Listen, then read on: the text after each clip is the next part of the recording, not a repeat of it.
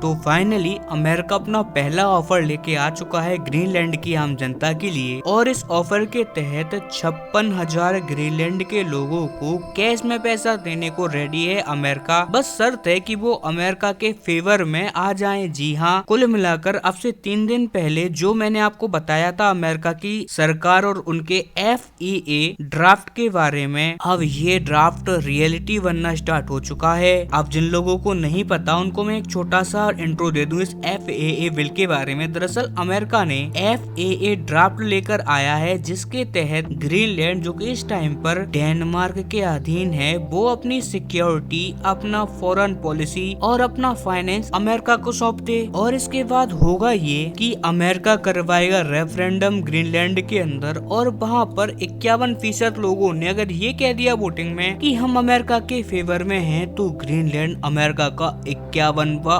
आधिकारिक राज्य बन जाएगा। ये FFA ड्राफ्ट है जिसकी तैयारी पिछले 1 हफ्ते से चल रही थी, और अब ये ड्राफ्ट धीरे धीरे करके रियलिटी बनना शुरू हो चुका है, और इसकी डिटेल्स भी हमें प्राप्त होना स्टार्ट हो चुकी हैं, जो कि अब मैं आपको डिटेल में बताने वाला हूँ। एग्जाम्पल में आपकी स्क्रीन पर ये रिपोर्ट देखिए। सबसे पहले ये डिटेल निकल कर सामने आई है कि अमेरिका करीबन $1 लाख का ऑफर रखने वाला है, और इस ऑफर के तहत होगा ये कि अमेरिका FAA ड्राफ्ट पहले अपनी संसद में रखेगा और वहाँ से पास करवाएगा। इसके बाद इस ड्राफ्ट को भेजा जाएगा ग्रीनलैंड की संसद में। वैसे तो ग्रीनलैंड डेनमार्क के अधीन है, नो डाउट, लेकिन वो स्वायत्त इलाका भी है। इसकी खुद की एक संसद है, जैसे कि भारत के राज्यों में विधानसभा होती है, कुछ ऐसा ही आप मानकर चलिए ग्रीनलैंड की खुद की विधानसभा, और वहाँ पर इस बिल को भेजा जाएगा। और इसके बाद ग्रीनलैंड की जो खुद की संसद है वो अपने देश में एक छोटा सा रेफरेंडम करवाएंगे, अपने लोगों से पूछेंगे कि क्या हमें FAA ड्राफ्ट को पास कर देना चाहिए या नहीं। अगर वो कह देते हैं कि हम इसके पक्ष में हैं, तो अमेरिका हर एक उस व्यक्ति को एक वोट के बदले देगा $1 लाख। यानी कि अगर हम भारतीय रुपए में बात करें तो हर एक व्यक्ति को करीबन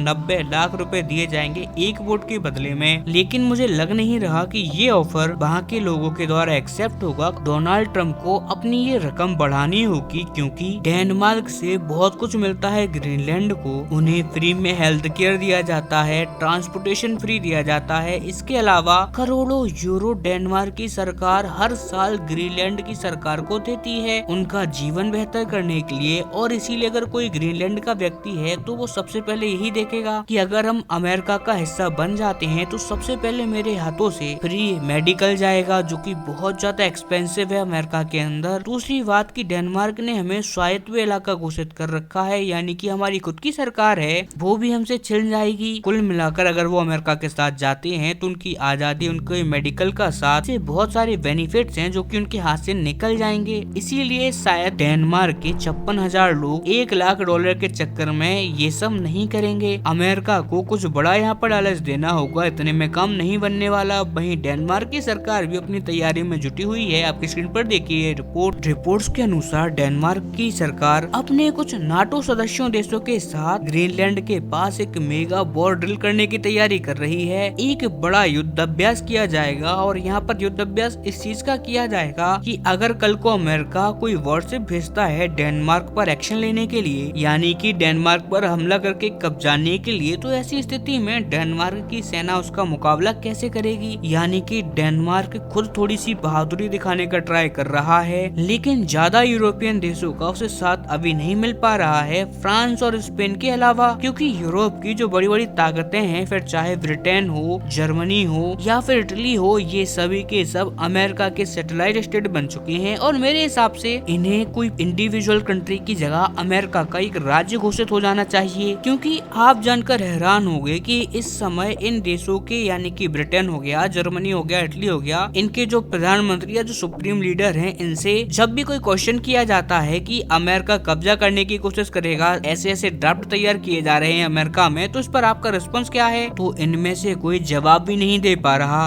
अगर जब क्वेश्चन पूछे जाते हैं तो ये लोग बोलते हैं प्लीज नेक्स्ट क्वेश्चन, मतलब इस क्वेश्चन को सीधा सीधा उनके द्वारा इग्नोर कर दिया जाता है। अब आप इसी से अंदाजा लगा लीजिए कि ये कितने ज्यादा कायर हो चुके हैं। खैर, आप तो चैनल को सब्सक्राइब कर ही लो, क्योंकि FAA ड्राफ्ट की बहुत सारी जानकारी अभी आने वाली है, और साथ ही ये भी पता चलेगा कि यूरोप के क्या हालात हैं। इसीलिए आप इस चैनल को को सब्सक्राइब करना मत भूलिए। फिलहाल के लिए इतना ही, मिलते हैं अगली वीडियो में, तब तक के लिए नमस्कार।